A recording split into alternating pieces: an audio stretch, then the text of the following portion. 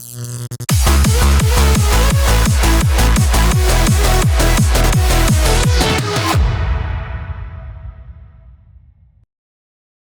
I'm Technikore and welcome to the very first of my music production videos. Please hit the subscribe button to ensure not to miss out on any of my tutorials or music content. Today we're going to be going through the process of building a UK hardcore / happy hardcore bass line. So let's have a little listen to what we're going to make.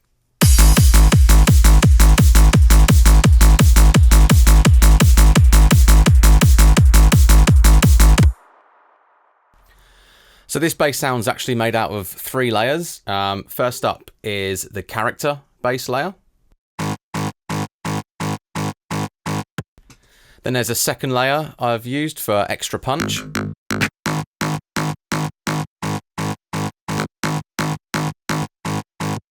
And for my sub bass, I'm just using a nice 808 sample.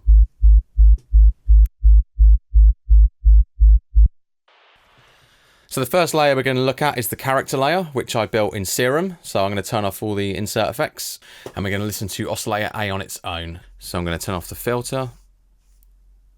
Actually, before I do that, I'm going to play you the sound as it is on its own first.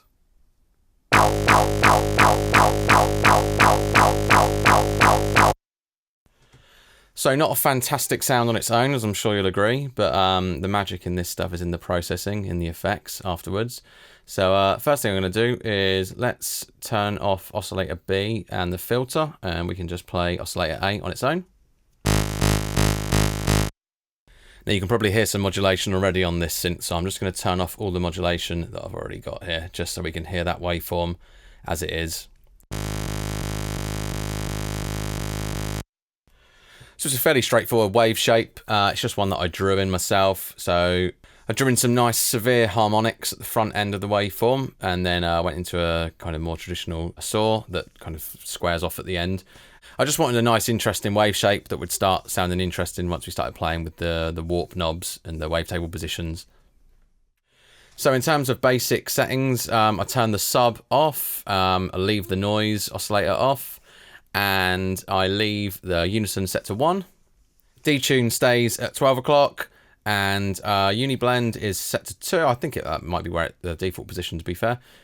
Phase is set to 12 o'clock. And the random phase, it's quite important, random phase is set to 0. If you set it 100, which is at default, then the oscillator will start from a random point every single time. Whereas if you set random knob to 0, then it will re-trigger from the same spot every time, meaning that the bass will sound the same every time you hit the key, which is what you want. On this occasion, wavetable position set all the way to the left, and the warp mode is set to bend plus.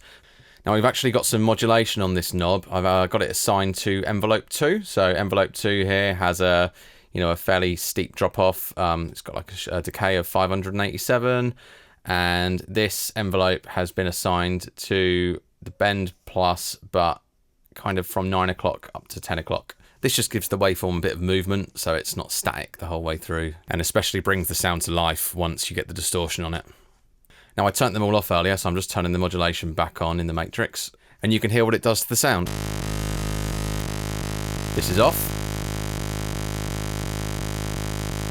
And on. So yeah, you can probably tell it just makes the oscillator kind of pulse. Now I've also assigned LFO2 to the volume amp of the oscillator as well, and given it like a kind of drop-off curve. And that level knob's set to about 11 o'clock, with the LFO acting up to about 3 o'clock. I'll actually just re-enable it in the matrix.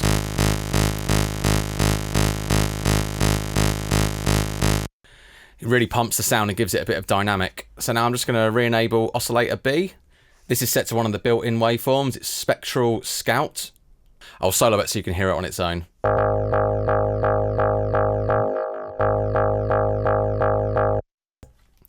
So wavetable position is set to 2 o'clock. In fact, I'm just going to go into the matrix quickly and re-enable everything now. One thing I'm also going to do is I'm going to set the unison of this oscillator to 6. So here's what oscillator B sounds like on its own. So firstly, envelope 2 that we used earlier for some modulation, we've also assigned to the wavetable position on oscillator B. and the envelope's set to effect from about 2 o'clock down to 12 o'clock, as you can see. This is with the envelope bypassed and the envelope working.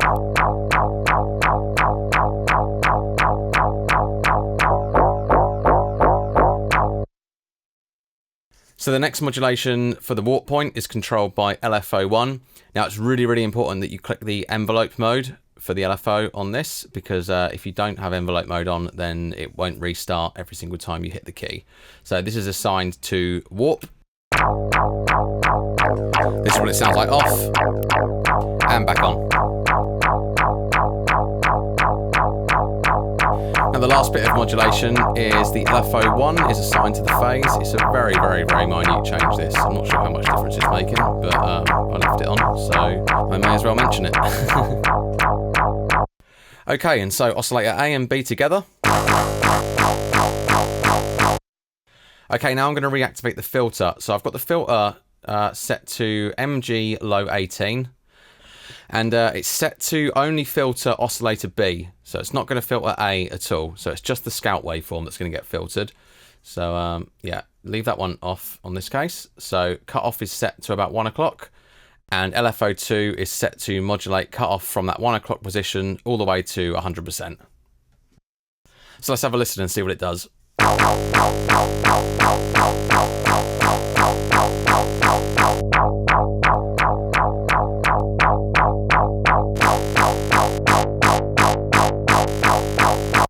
So as you can see, if you set it to oscillator A, it just cuts off the sound too much. So we've got a little bit of resonance, we've got a little bit of drive set on the filter. Now if we go into the effects of Serum, you can see that we've got an EQ and a compressor activated. The EQ is set to a low cut. It's cutting off really low at like 37 Hertz. And the high cut as well is also set really high. It's just cutting off the very, very lows and the very highs of the sound. We've also got the inbuilt compressor turned on in Serum. The threshold set to -18. We've got a 3.1 ratio, 90 milliseconds on the attack, 92 on the release, and a gain of 2 dB.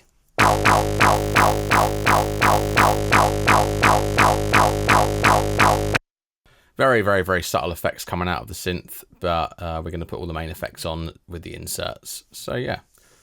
So first up in the effects chain is a simple EQ. There's a low cut, and there's also a dip in the 300 Hertz region.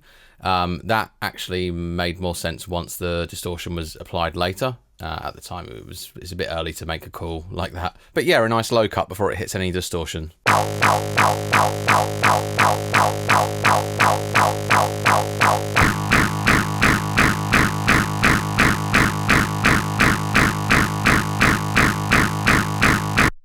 So my first distortion plugin it's going to hit is Homicide. So I've got the first band turned off. The second band is turned to the rectify distortion mode, and the first band is set to 260 Hertz, and then the second band cuts off at 1200.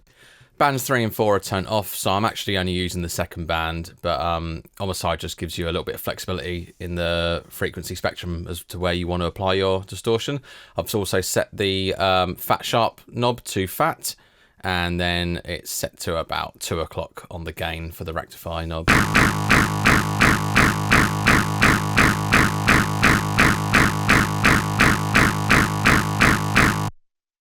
So then we re-EQ the sound. So again, it's another low cut.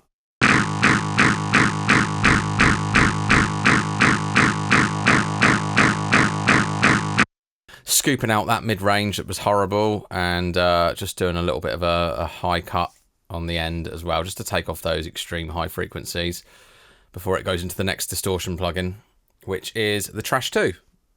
So the distortion mode is in the saturate menu, and I've got this set to tape saturation. I've also got the bipolar mode activated, which is basically the same as the clip distortion symmetry mode in Logic. It basically allows me to shape the top part of the distortion curve differently to the bottom half, which allows you some more creative distortion types overall. So I've got the drive set to 3.2, gain's been left at 0, limiter off and output down.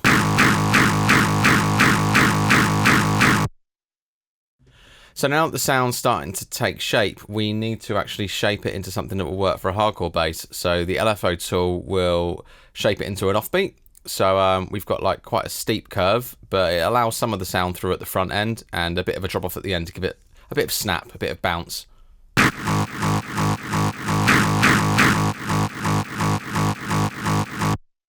Quite a drastic difference between that one being bypassed and not bypassed. So let's close down some of these plugins quickly. So this next plugin is Mid to Side Expander. It's part of the Vengeance Mastering Stereo Suite. It's a really handy little plugin. Basically what it does is it will stereo widen above a certain frequency. So if you don't want to stereo widen any low end, which is never a good idea when it comes to bass, you can set it, for instance, in my case, I've set it to 932, set the mix to 34. And yeah, there's a difference with it on and off.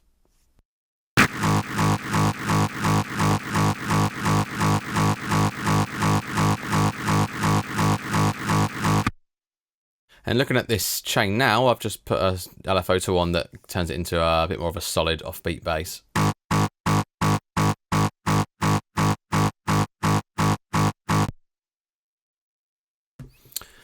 And now I'm starting to get happy with the sound. There's one final EQ, so it's another low cut to make room for the sub. Minus 2 dB low shelf at 180 Hertz. And then I found a nasty frequency at 1200 Hertz.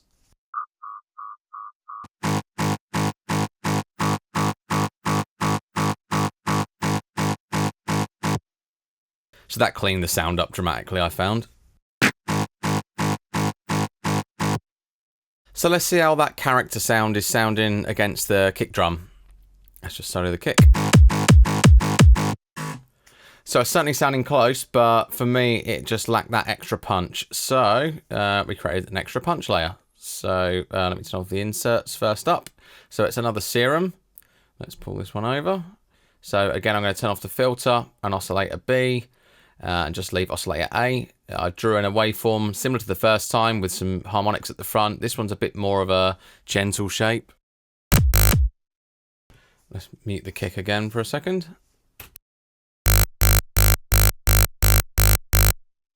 Okay, so that's oscillator A soloed. Activate oscillator B. So oscillator B's got some gentle modulation coming from envelope 3. Again, it's a fairly steep decay, fast attack, and that's assigned to the warp and the level knobs on oscillator B. Warp type is set to mirror, and the waveform is set to Monster 2 in the spectral menu of Serum. So now we activate the filter with the settings here. Filter type is set to MG low 12. And not forgetting, of course, that envelope 3 is set to modulate the cutoff. Tiniest bit of resonance.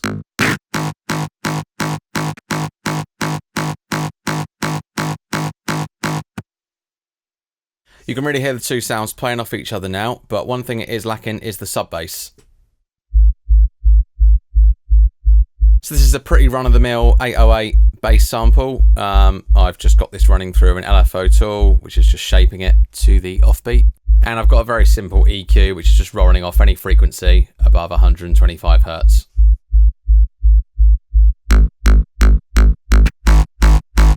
And all together.